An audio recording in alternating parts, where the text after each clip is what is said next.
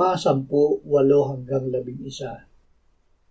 Ang salita ay malapit sa iyo, nasa iyong bibig at sa iyong puso. Ito ay ang salita ng pananampalataya na aming ipinangangaral.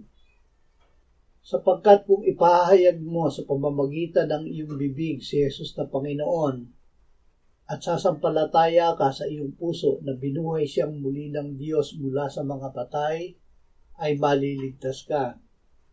Sapagkat sa puso ang tao'y nananampalataya kaya't itinuturing na ganap, at sa pamamagitan ng bibig ay nagpapahayag kaya't naliligtas. Sapagkat sinasabi ng kasulatan, ang bawat sumasampalataya sa Kanya ay hindi malalagay sa kahihiyan. Panghawakan ang salita. Huwag hanapin ang katiyakan ng kaligtasan sa pakiramdam. Ang katiyakan ng kaligtasan ay nasa mabuting balita na si Kristo ay namatay para sa ating kasalanan ayon sa kasulatan at binuhay na muli ng Ama mula sa mga patay ayon sa kasulatan.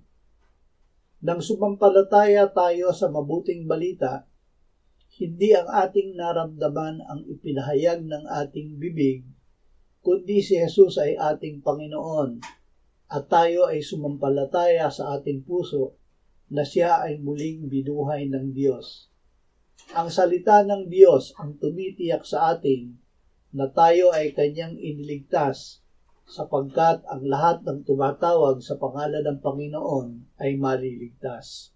Si Kristo ang